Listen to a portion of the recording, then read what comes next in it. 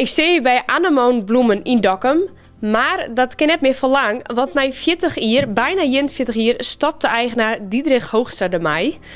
Ja, waarom heb je besloten om ermee te stoppen? Nou, ik hoop dat ik hem hier 65 te worden en ik vind het mooi zo. Ik had mijn protte genoegen dienen, maar is nog tijd van het oors van mezelf. En hoe zie je terug op een bijna 40 jaar in deze zaak? Dat is, ja, inderdaad, ik had het helemaal zelf opgebouwd. Ik had er natuurlijk een hele protte mijn maken en het gaat soms bij klanten door 3 generaties. Dus die heb ik 3 jaar, of die 3 generaties heb ik al jaar beginnen. En ben er ook bepaalde hichtepunten in de oude jaren? Ja, dat is denk ik dan wel de verbouwing was van het pand en wat uiteindelijk voltooid is in 2005 en dat is dan zaterdag nou boeten en binnen is. Dus dat is voor mij toch wel een hichtepunt geweest. Ja, de laatste periode is natuurlijk wel een beetje een gekke periode geweest. Ja, door deze hele pandemie.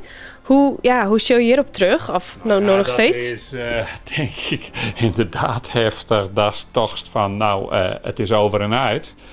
Maar het zijn oorgestelde weer. Dus dat wie drok. Dus op een gegeven ogenblik wie het zelfs af van dat ik dacht van ik vind het nou wel best. Maar wel even rustiger worden. En dat is ook wel weer worden, maar de laatste week is het ook weer bingo. Drok en nog eens drok. En vooral dat online gebeurt. Want dat is eigenlijk het grote verschil met 40 jaar geleden.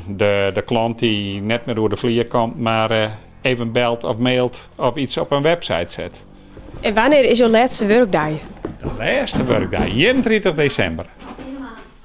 En de laatste dag dat we in principe alles nog leveren, vers. Op het snijblomgebeurengebied, dat is 24 december. En als je dit keer ze niks meer bestellen, dan klappen we alles eruit wat we nog gaan. En dan kun je ze bieden. Dat geeft mij. Zelfs het interieur. En dan is het achter de geranium zitten? Nee. Dan gaan we eerst lekker lui wezen. Maar stiekem gewoon alles opruimen in het pand. En dan hopen dat het tussen dit misschien een koper is. En dat we uitzien kunnen naar een oorplakje. En dan hoop ik tak op var hier...